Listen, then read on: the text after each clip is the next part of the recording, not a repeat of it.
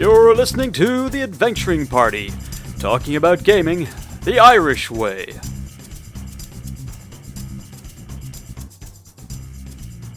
Welcome to the party. I'm Dave. And I'm Shane. And once again, we are diving back into the fundamental principles of the new old new. A handy booklet on what old school gaming really means in theory. Yeah, good luck with that answer. But we have the Principia Apocrypha. Yes. Yeah.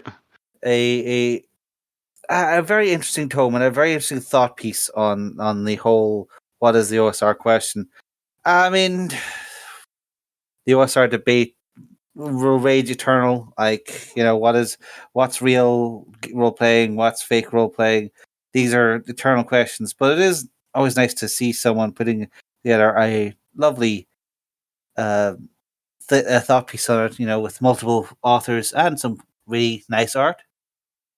Yeah, no, it's quite pleasant to leaf through. But so we've covered covered chunks of it in the previous two episodes in this series, and we're now on to a lovingly titled section called "Dice with Death," which has a few subtle meanings, but there's a fairly obvious front runner.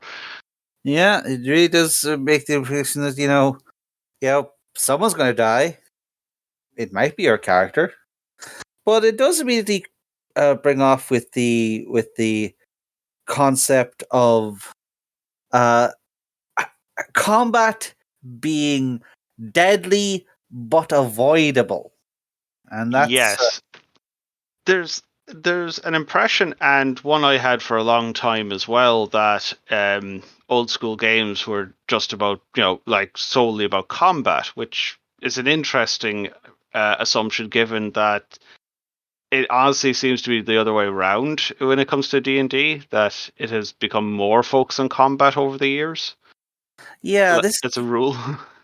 I think this is one of those things that had to be sort of extracted out of the annals of history. In the 2000s, as people actually went back to like Gygax and his peers to actually ask them, "Well, how did you actually play?" And the answers were illuminating. But yeah, this is one of those. I think this is one of the big things that's lost. And we could do a piece on how it was lost, and we could blame Dragonlance for everything like everyone else does. But that one does crop up a bit. Yeah, it's a recurring theme. But I do think it is one of those things, like if you're going into an OSR thing or trying to old school things, the idea that people can avoid combat is a very important lesson, and that people can escape combat, people can run away. Then you won't, be chased to the ends of the earth by the rampant AI who has one objective to end your life.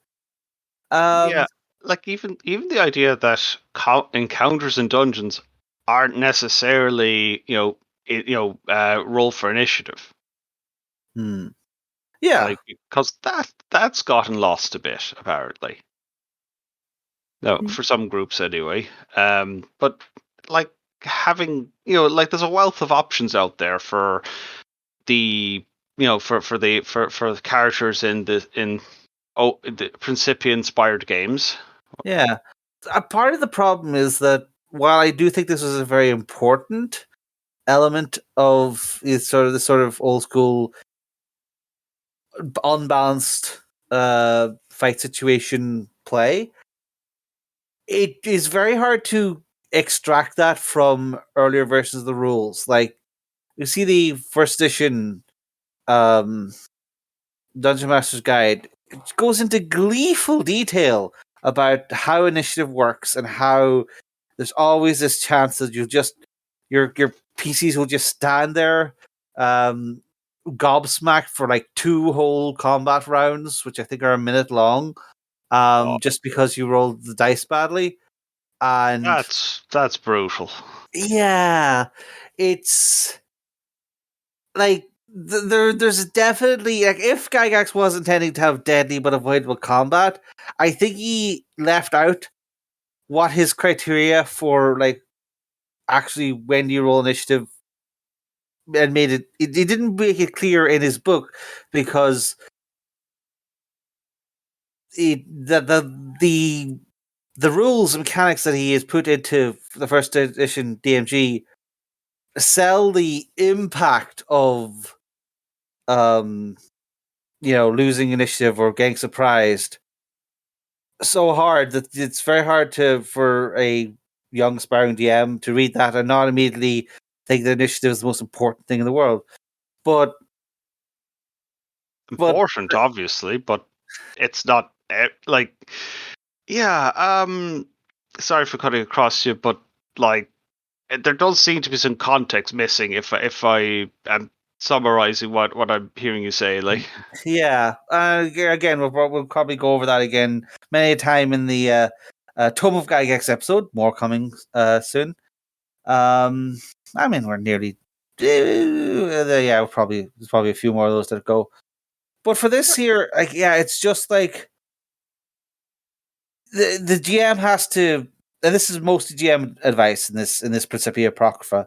The GM has to have a good idea of, like, don't roll initiative until the last minute, and I could just say give people a chance to scout the area, or even just a chance to get spotted but not be close enough to be stabbed or shot, and maybe give them a chance to run away.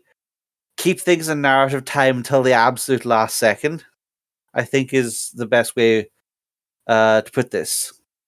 yeah, like. I, of all things, I'm recalling a bit of advice in in an online guide to Baldur's Gate 2 of a PC game, but one which, like, was based on second ed AD&D rules and still had an awful lot of that. I think at least some of that old school flavor. And somebody was mentioning this guide that a good strategy is, or tactic, sorry, is have the rogue drink a potion of visibility because you have them and lots of them. Have them scout. Have them figure out where the enemies are. Have them figure out where they're bunched together, and act accordingly. Yeah, And that, I think that's a fine bit of advice for a mid to high level party. Ones with the resources to do that, because that's yeah. quite practical advice. Although, again, if you're a low level rogue in first edition and you have a, like, 22% chance to move in shadows, again, the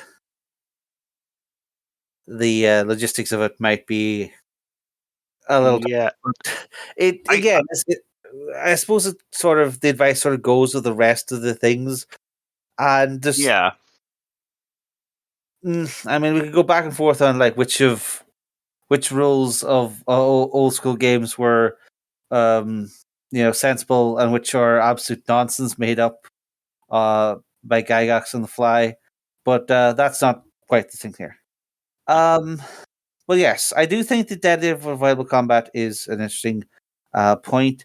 Another point it mentions here is that dungeons are not supposed to be cleared. And this is an interesting one because I think an awful lot of modern audience will like the ability to say that they can just draw a line under dungeon and say, this is done. We have depopulated this zone. We've scraped it for treasure. That is our achievement. Whereas I think the implication here in the old school game is that because they were originally designed for a more open table where PCs could come and go, getting a dungeon to be absolutely cleared was sort of a negative, because then if one party clears the dungeon, what does the next party have to do? And the GM has to come up with a whole new dungeon. Yeah, or a sign noting this dungeon has been cleared by X. Yeah, or I But believe Gygax had a Greyhawk castle construction company come in and just put up barriers to say, please turn around, go to level 3B instead. We do not currently have any content in this section. Yeah, so even clearing a dungeon, like let's say a party kills every living thing down there, like not homicidal at all. Rips everything of value from the place. Unless they stand guard over the place or get it inhabited by people they trust, animals are going to wander in, plants will wander in, oozes will slink in from, well, whatever the equivalent of local Underdark is. Yeah. Like wandering bands of adventurers or monsters or random people will find the place and go, I can set up shop in here. Looks quiet. Do you recall the monster manual is full of an awful lot of humans? If you lack for other monsters, there's no end of bandits that can show up. Yeah, it raises some interesting questions about the implied setting with that many bandits. But I think the point here is that it's a mentality change. It's whereas a more modern game would be about dealing with the dungeon as a problem. An old school mindset is like, what is in the dungeon that we want?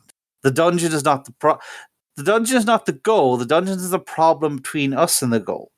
And like whether it's just random treasure and XP, or if we specifically want this magic item, like how much of the dungeon can we skip? Like if we find secret passageways, or how many encounters can we not deal with by using invisibility potions or sleep spells or what have you? The idea that for an old school player, you're not trying to add to your tally stick, you're trying to add to your treasure pile. And I think that's the one of the mentality things you have to be aware of if you're going into a old school situation, is that, it's not about achievements, essentially. Yeah. And if you look at a lot of the classic mega dungeons, for example, there's factions. They aren't necessarily going to attack you on sight. It's actually a good epitome of deadly but avoidable combat. If you're a low level party and there's a tribe of 100 goblins there, you might be able to take them all out if they only come at you in small groups, which seems unlikely. Or you could negotiate with them. You could offer scratch your back, you scratch ours kind of a deal. Bribe them. Bribery is good. Humanoids all seem to love gold apparently.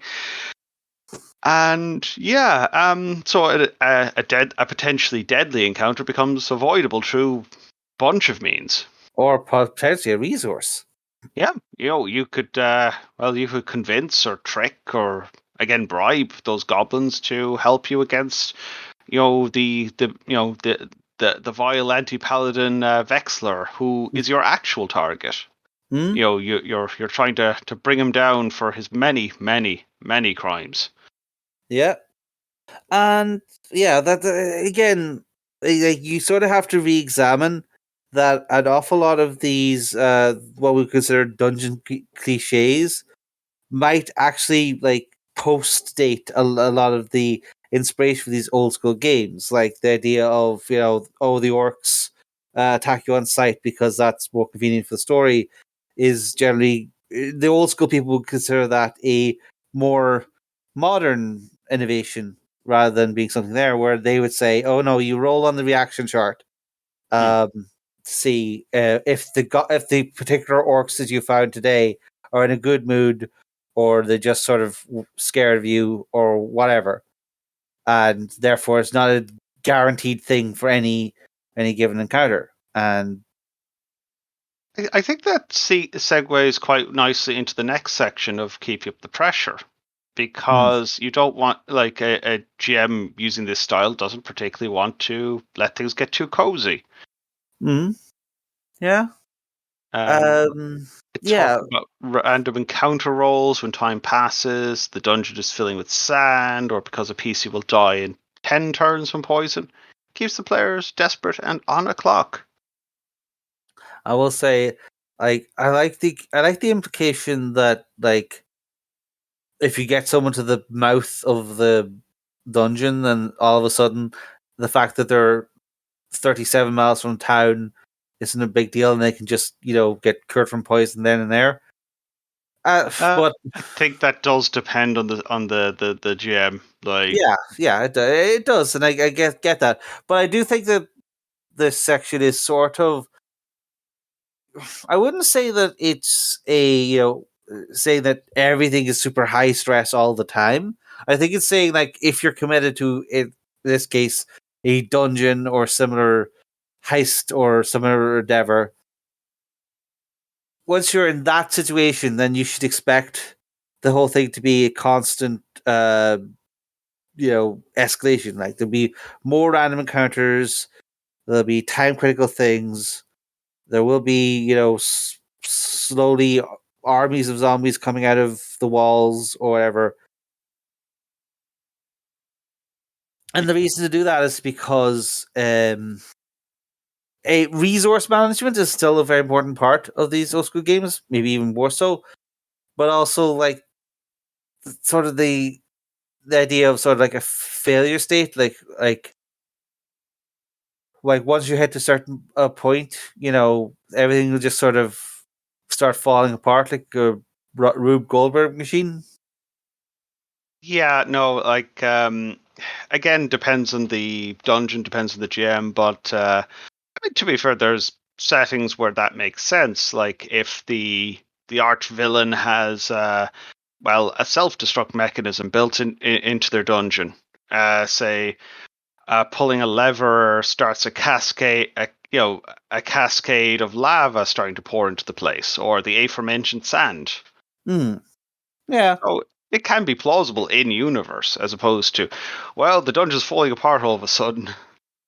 No, if someone casts earthquake spells in the middle of the dungeon, well, that's sort of just a predictable outcome of the whole thing. But yeah, I get like, it's not saying like continually escalate the pressure or like grind your players down into dust. It's saying to keep the pressure up. Like, the vibe is that you're on the job and you're never going to be 100% safe. There's always going to be, sometimes things that would be horrible will turn out to be actually useful, but there's never a thing that will be 100% safe and good.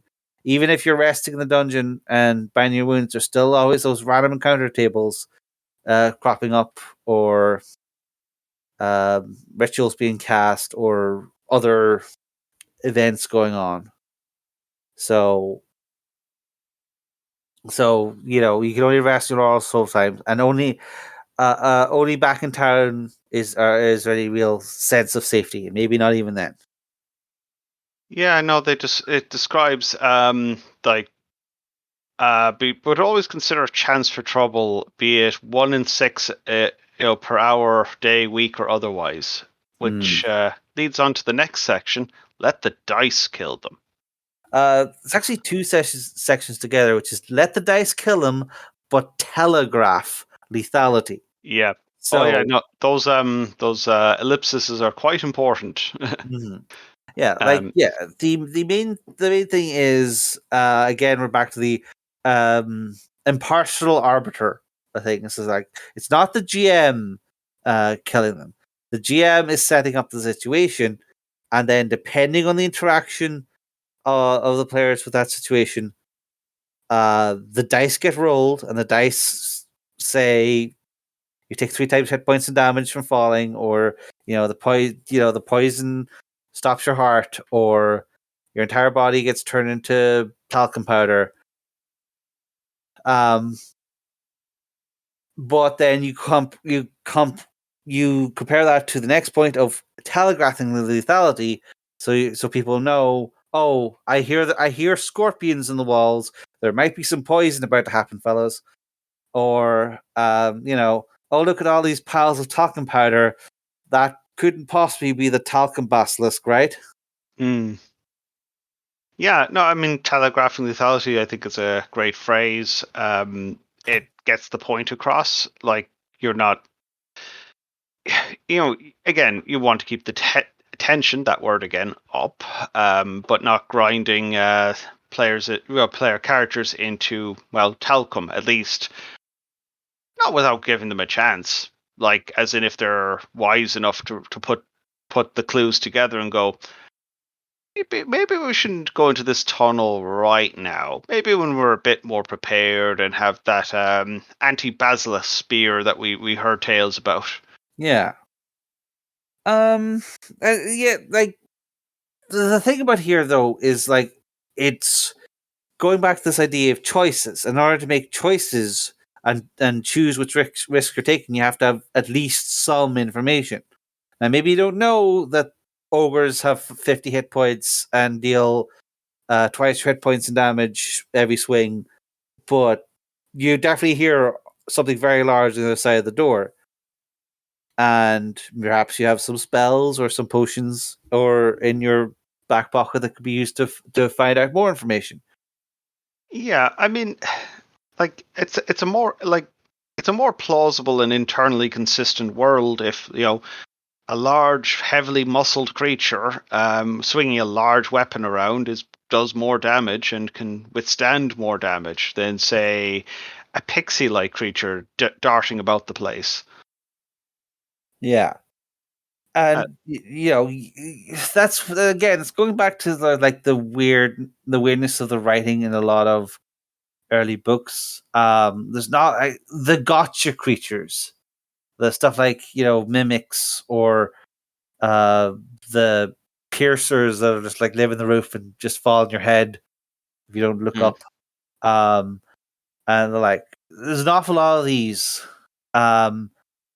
And I like to think of these as hard mode creatures because they're clearly designed to catch out like Gary Gygax's personal group who are used to all of his tricks and had procedures for catching all these things, but they were put into the same monster manual as that was sold to 12-year-olds.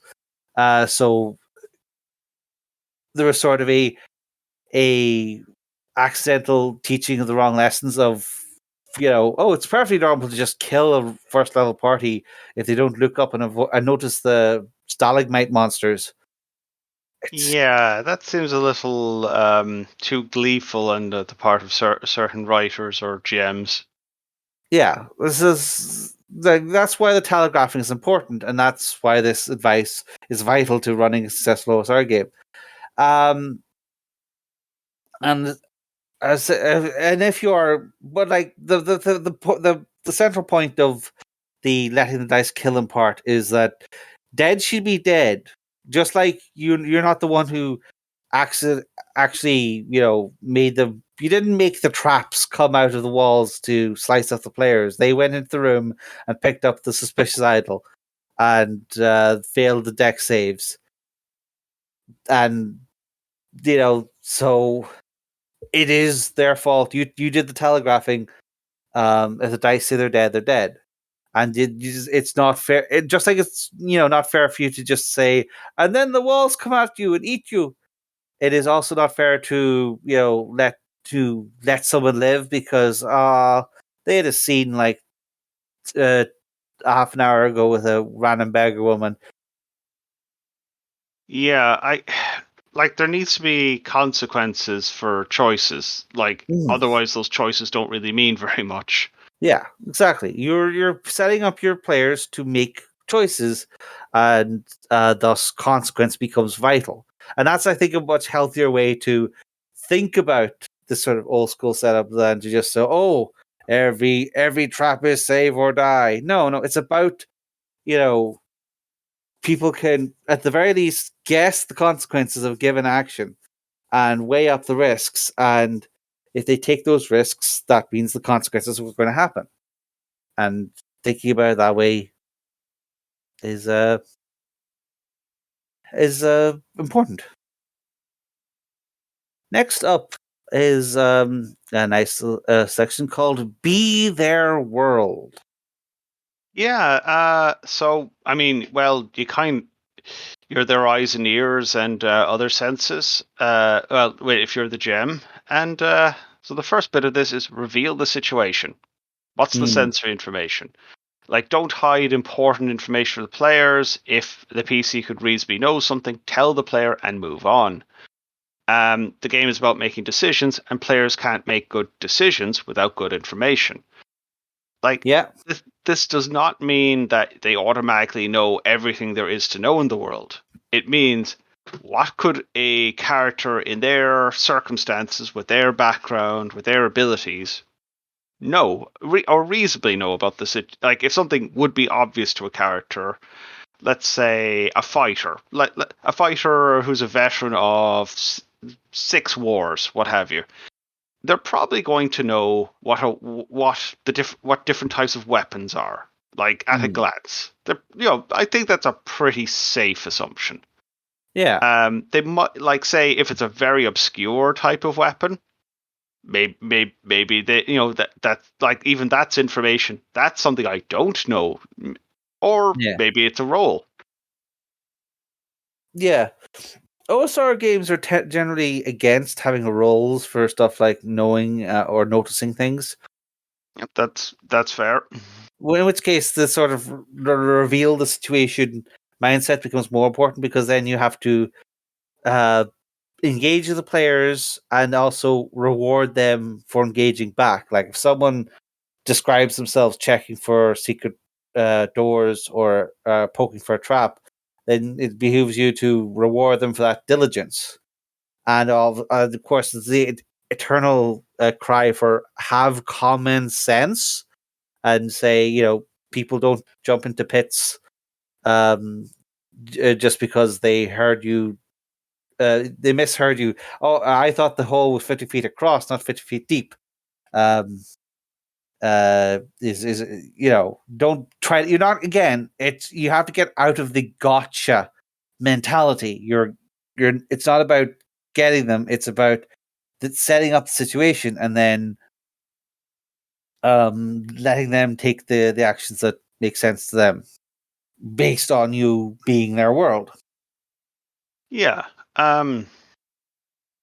Yeah, it also helps make the world more plausible and, frankly, more entertaining to be in, as opposed to you're in the room, what you do, like that, or you're in the room, there's an orc there, what you do. Like, that's not very. There's not much there meat there for players to get into, really. There's more general advice in this thing. Next one is give them layers to peel. Implying that you know this is again about responding to, they're poking further. Well, reward that poking further by giving them more information, more context, maybe a bit of world building if that's your jam.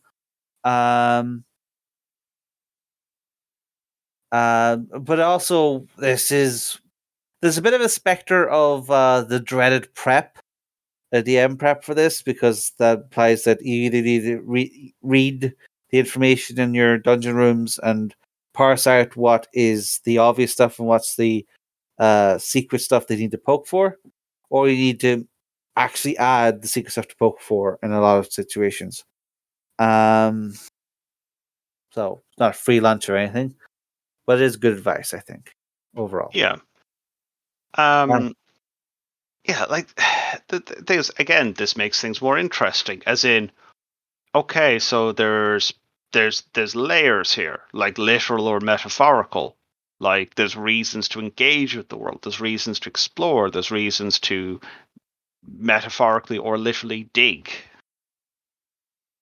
Speaking of digging, the next advice is don't bury the lead, which is one of those old timey phrases, which I swear is actually like about like the lead on the end of a fishing line or something.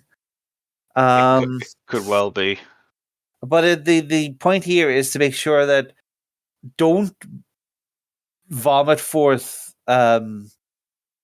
ideas of your of the world for their own sake. Don't go rambling off and off about the patina on this copper pieces, or the orc has got this many nose piercings, or that kind of thing. The world details should be gameable. They should be useful to the players. You should be describing NPCs in a way that lets you players actually understand them, as opposed to just simply to let them stand out. And then again, this is one of those things where it's good advice, but I think it's one of the things that gets overlooked because it requires putting a bit of thought into how you're presenting your information. And if you like, there's always these parts of OSR stuff that gives me pause and say, well, to do this properly, you really need to think this whole thing out. Like if the trap is like 3 sub traps inside it, you really need to think about the mechanics of the whole thing, so the players can jam their keys or 10-foot spikes into the right spots and what each bit does. Yeah, and that does imply a certain amount more work, but or at least figuring out where to source that information from. But that makes things more immersive, more like if like a lot, so many games and so much art lives, so much written art or spoken art relies on the detail, like as in the evocative details.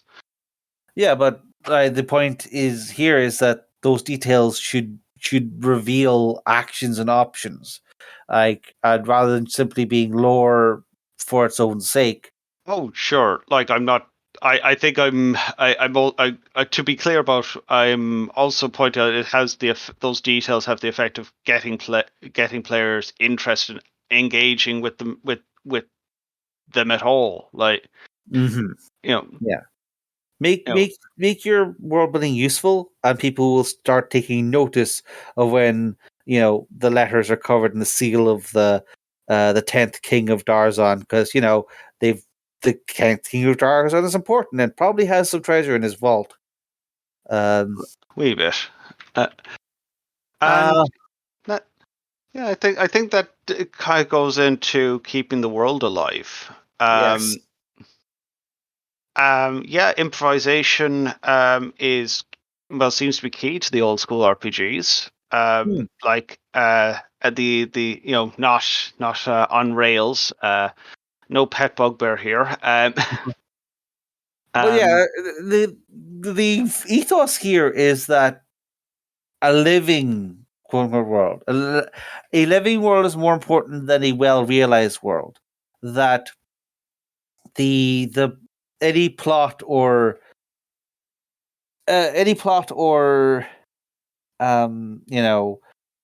background stuff that you spend hours and hours polishing to a fine measure shine between games is not necessarily better than the stuff that you come up with in the spur of the moment because someone asks you, well, why are all of these orcs have the same green banner, or whose seal is the seal on all these ominous letters to the dark wizards?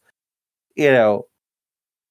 I will say there's a lot of room for preparation ahead of games in that to create those sort of details and linkages. But what I find is that if it's my own material, like working on it, or if it's say a pre-made adventure, reading through it and then working on it, gives me ideas, and and also puts me into a better position to improvise the just own experience, like. Yeah. Yeah, absolutely. Like, no one's saying that you should throw out all your world material. It's more that that you should not consider it so precious, because the actual important thing is the game itself. And something that comes up with in the fly, or you're rolling around on table, may have more utility to the game. Like, so don't be so enamored of your plot. The point is to keep the world living and vibrant in the game space, as opposed to being something. Oh, I could write a novel about this. Like, that's not the point here. The game is the thing, I guess, is the The game is the point. Like, yes. And if a novel is its own thing with its own with its own recommended best practice. yeah. But there's an interesting sub corollary here. Give the players a stake in the world. Yeah. PCs might accumulate a lot of money and like even a lot of favors depending on the sort of game you're playing. They could found factions or have bought their way into factions or property, ships, retainers, armies, depending on the sort of game you're playing. And that leaves all sorts of options besides, well, we're still doing the same thing as we did at level 1, but with shinier swords. Yeah. This is a good way to expand your game, as the scope of your game as you go. And at the very, like, maybe you're not in the maybe your players are not in the mood to be like buy into the bourgeoisie, or become property tycoons, but it is something to keep in mind as you go. Is like, are your players expecting to be like professional dungeon cleaners, hoovering up all the gold and orc skulls, or are they going somewhere for this? And some of these things sort of emerge naturally from people finding factions. For example, maybe they've met these goblins and in the dungeon. Maybe they suddenly decide, well, let's make a goblin village for them somewhere safe. That's the objective. That's cool. That'll affect the world. These are all very important things, and just means they need to get an awful lot of capital, tools, retainers, and say so from locals, or burn all those people to the ground.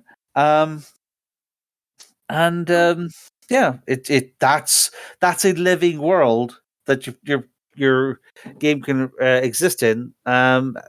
Even if it isn't, you don't know every uncle of the king, or every cool type of earring or stitch in the local dress costume. Yeah. Well, yeah, that kind of harks back to that earlier point about having details that are useful and relevant. Exactly. And sorry, yeah, it sort of goes into the next point here of NPCs aren't scripts. So, yes, the last point in this section, and a very important one that also ties into the don't railroad yeah, idea. It suggests giving NPCs a motivation or concern that doesn't involve the PCs. This lends them some depth, some grounding, and gives the PCs a lever to pull if they can find it. Again, a useful detail. the goblins need their village. The orcs are getting bullied by the dark wizards. The dragon is willing to sell half their hoard if they can get the equivalent value in diamonds. All weird little things that let people do things, and adds more options that aren't common. Combat makes combat more avoidable. Means that there's no obvious automatic answer to all your challenges, as a callback to the previous episode, and it just means that NPCs act more like real people. Which is the next point. And more engaging and more interesting for the players to deal with, as opposed to nameless. May as well be nameless minion number 3. I think one of the points, maybe this harking back to the deadly unbalanced fights things, is like the concept of the NPCs want to stay alive. Well, that's pretty solid motivation for most NPCs. It does note only fanatical NPCs will fight to the death. Most will try to retreat or surrender if they're losing. We've had episodes before on this phenomenon and how difficult it can be for players to let people retreat or accept a surrender. And I in this particular context, I think actually the very important point of you're not supposed to necessarily clear a dungeon is possibly one of the things to keep in mind there. It's like a lot of the reason why players don't want to have like hostages or let enemies escape back to their faction holes because they sort of automatically assume, oh, we in this same run we are going to clear this entire dungeon level. So letting this problem fester is only going to make things worse for us. Whereas if you're in a situation where the dungeon isn't your objective, it's just an environment in which your objective is, and you're probably not going to like depopulate the entire zone in one fell swoop, then it's okay to let the dragons surrender, negotiate for their freedom and fly off, or to let the rest of the goblins run back to their hole and then try negotiating them again in a week's time when you're back. These become better options when you're not thinking you're not thinking of the game in terms of dominance, but rather as you going in to try to achieve something, protect or something. Yeah, like even a PC who's interested in, say, in dominance in the game, they're going to have better results if they're not just pursuing one method of approaching problems or situations. Yeah, exactly. And I think this is probably the point where we have to start thinking about players. All this has been GM advice up to now, like trying to explain how the GM is supposed to sell all this. But there's an equally important part of player buy-in and player approach that's required. Like Old school principles for players. yeah, first of all, learn when to run. Now, make sure that you know what the rules for running in your game of choice is. And you may want to, as a player, petition your GM to make the runaway rules maybe a little easier than the default. Well, it depends what the default is. Yeah. If you have a system that doesn't have specifically rules for a full party retreat, tactical withdrawal, if you're solely relying on movement in combat rounds, and the party can't outpace enemies that way, then that's not running becomes not a actually viable option. Yeah. It would be bad. Yeah. I would say, but as a player, it is definitely something to keep in mind. And I would say there's a counterpoint here, which is like learn when to let them go. Where we're forcing, your enemies to fight to the death is also going to result in fighting to the death for you, and you don't want that. Yeah. Again, like it's only fanatics who are fighting to the death. Most people, including NPCs and presumably PCs, want to live. Mm-hmm. Then there's the classic thing of combat as war, not sport. There are some great threads out there about this very topic, possibly with this very title. This is one where I think you need to. This is possibly the way you have the biggest shift in mindset, and I actually kind of want to admonish Gygax for naming his class the Fighting Man, because or if you have a class called Fighter, you're going to attract people who want to fight. But if you're in an OSR situation, you should not want to fight. You should want to achieve your objectives, which could involve fighting, but that should not be a goal in and of itself. Yeah, But- an awful lot of soldiers aren't actually that thrilled about being stuck into combat. Yeah, but for good reason. yeah. This is again, I think, with the shift where people are expecting old school games to be very combat heavy. You should not consider you're more likely to die to be the same as you're likely to be killed in a fight. That is not the same thing. But Yeah.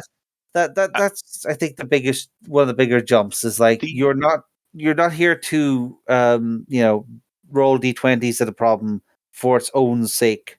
You fight when you need to.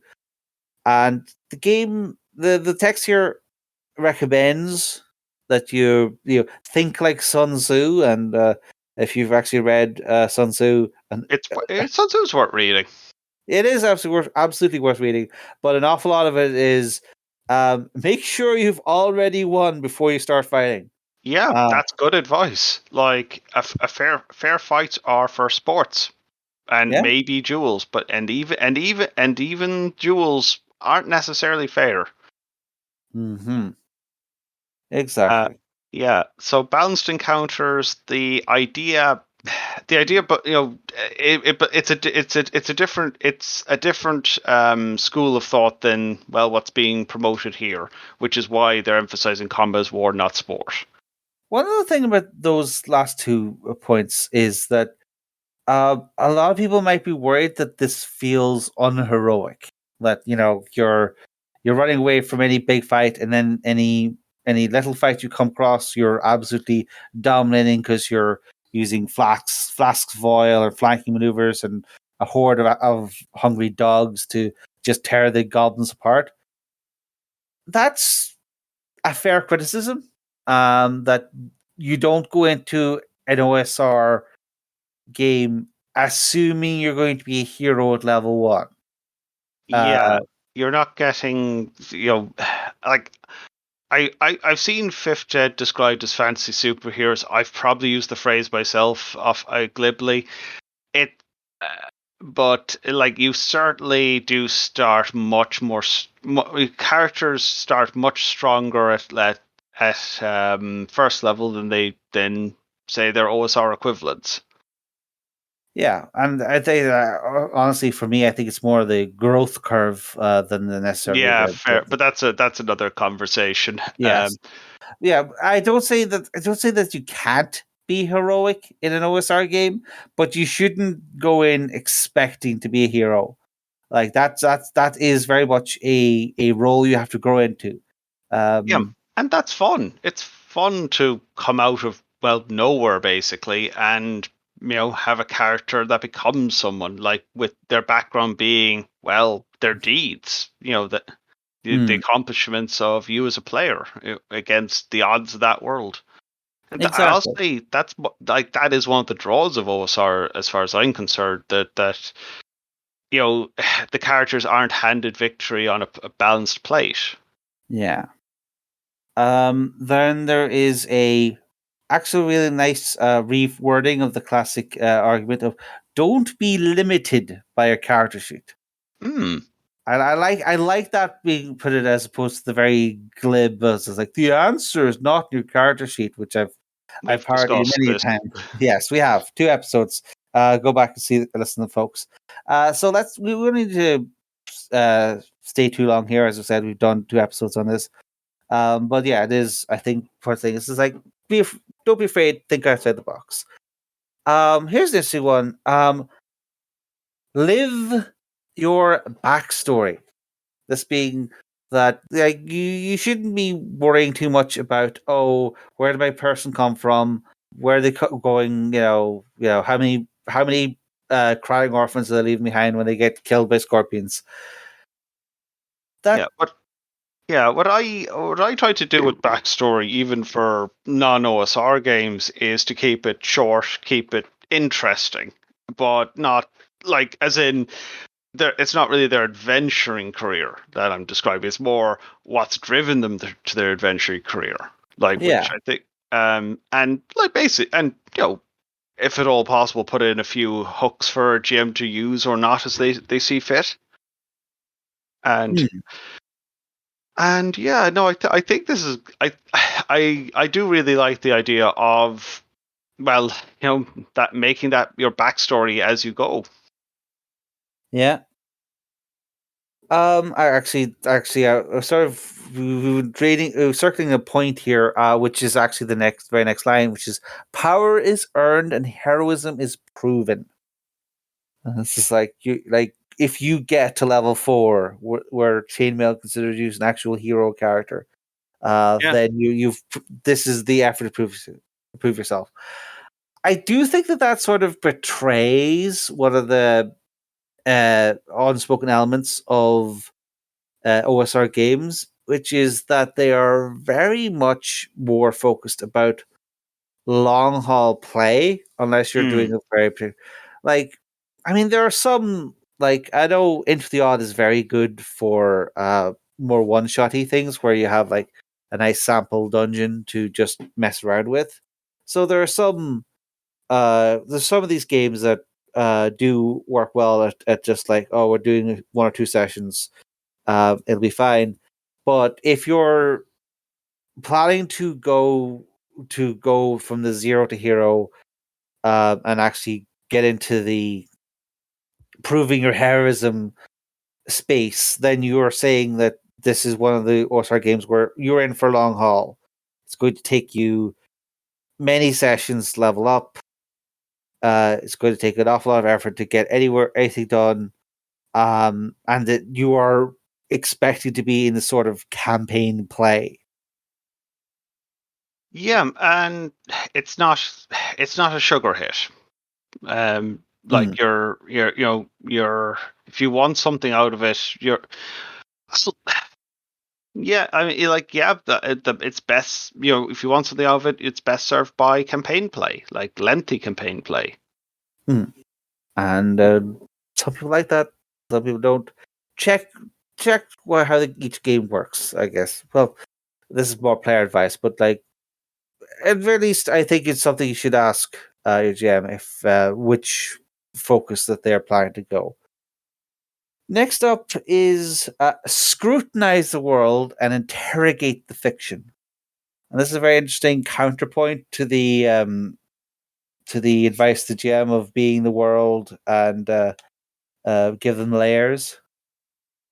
It is very much that the player should be in the habit of poking at things, trying to figure out how the world works and how they can use that. Yeah, like I mean, pay attention to those details, those useful details the GM has provided.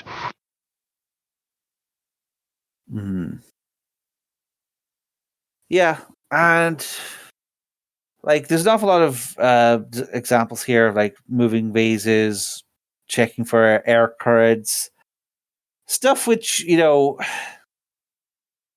is again one of those things where old school rules sometimes get in the way of old school play, because like like it does, figuring out a trick to find secret doors, does that bypass your 1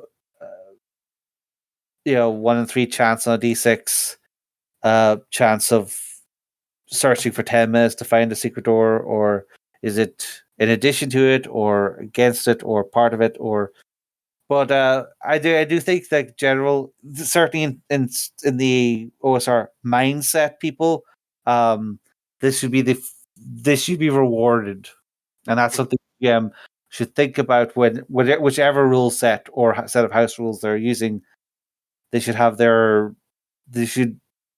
keep in the forefront of the mind that the players should be asking lots of questions, and you should be rewarding them for those questions, as opposed to punishing them with more dice rolls.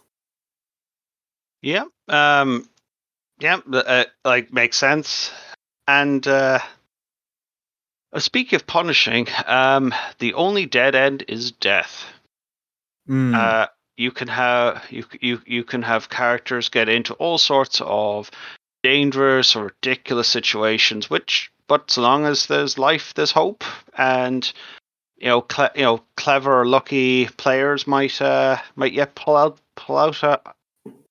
a win, and a win may be getting the heck out of there in time. Yeah, that is I know I go an awful lot about Gygax's terrible fighting, but like reading his writing, there is always this element of death is never certain. There's always a chance. If you're willing to step up, you could always give it, even if it's only a tiny chance. There'll be something you can do, and I think that's a good mindset to have in a player. Like this is like try everything, might work out. As long as you're willing to put yourself on the line, you should be able to get something out of it. And death might be very likely, but if as soon as your game has gone well and your GM has been reading the same booklet, they should be rewarding you for making those risks. Yeah, so 10% of the time at least. Yeah, it's the flip side of like death is death, but until death is death, it's not death. Mm-hmm. And finally, and this is actually one I think might be a little bit controversial, which is play to win, but savor loss. I mean, some of the most memorable gaming moments can be the disasters, the fumbles, the ridiculous outcomes of the combination of players and campaigns. Yeah, absolutely. I do think that letting building up your war stories or where things go wrong, accepting that your character's lost an arm and you're going to have to figure out what to attach to that stump. All those things, I do think those are, if you're going into the OSR game, you should already be in the mindset of there's going to be some losses and you're going to have to figure out what those losses are how you're going to deal with those losses, but you should always be trying to win. Just like the NPCs are, you should always be looking to get a win, and you need to figure out what that win means to you. Yep, the reason I say this might be sorry, go ahead. Yeah, well, that's going to vary by character and by situation, but please continue. I was just going to say, one of the things I do think this is important, it might be a little controversial, is not everyone can savor loss to the same degree. Like everyone has got their own reactions to setbacks. And this is something you have to consider as you're going into an OSR game. If you are you going to be able to take, my character has lost, all those XP are gone, all that treasure fell into the lava pit. Can you deal with that? Can you roll up the next guy and head back in, or is that going to be too much for you to process? Like, you have to be honest with yourself about that. The other element is, I think we all know at least one player we've had in our time as a gamer who did not want to play to win. They wanted to play to lose. Yes, and that's not fair. No, that's not fair on everyone else. I would say in a lot of cases, though, now that there are games where that kind of drive your character like a stolen car right into a brick wall. There are absolutely games where that could be appropriate and entertaining to play.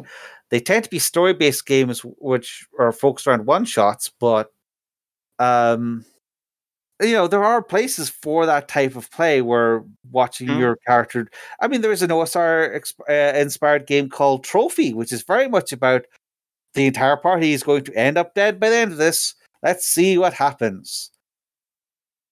Yeah. So that, you know, it's not like there aren't games for those people. It's just like, if you are going into a heavy OSR game and that play to win mentality is going to be important, then you need to be able to mentally adjust yourself to work in that thing.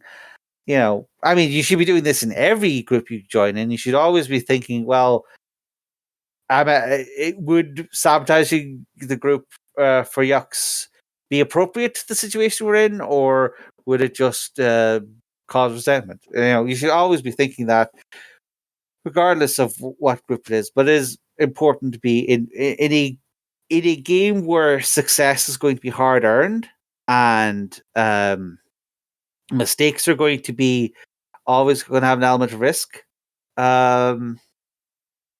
You know, it becomes doubly important. But Yeah. but yes, I think with that, we have come to the end of this mighty 31-page document, and I think we've had some food for thought. Certainly. And can, well, maybe hopefully that inspire some delightful emergent gameplay. One would hope. I would hope that this little mini series has helped people get a better image of what OSR is in their heads, and you know, maybe just like demystify the whole process. And with that, they can stop. They'll stop looking at all this weird save or die. It took me 37 sessions to get to level 3 nonsense, and maybe put it into a bit more obvious perspective, and maybe try it out if you're in the mood. At this point, how many times has the OSR been declared dead in the last 10 years? 10, longer than that is 10 years. Yeah, so even if you don't exactly want to follow all these principles, we still hope that there's something in all this that appeals to you, and you can go out and you can find some game, even if it's just a random 2-page bit of nonsense on itch.io. You try something that is trying to tap into one or more of these principles, and try it out. You give it a couple sessions. Maybe it's a one shot. Maybe you could just all get TPK'd half an hour in and call it quits. Whatever. That could be a story too. Absolutely. Just give it a shot and see what happens. Or if you would like to come to our Discord and tell us why, the OSR is evil and must be burned along with the OGL, or whatever other form of opinions you may have about it, yes, come along to our Discord and we'll be happy to debate you vigorously. And speaking of which, join our Discord. But for now, this party and this giant list of principles is over.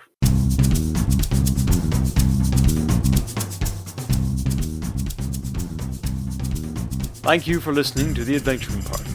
If you'd like to leave us a voicemail, you can head on over to SpeakPipe and drop us a line. Or you can join us on our Discord server, where we keep the party going after hours. Otherwise, you can find us on Facebook, YouTube, Spotify, or Twitter, or you can email the hosts at party@theadventuringparty.net. The Adventuring Party is released under a Creative Commons Attribution Non-Commercial Share-alike version 3 license, but you probably knew that already. We hope you enjoyed the episode, and look forward to seeing you back here next week. Goodbye.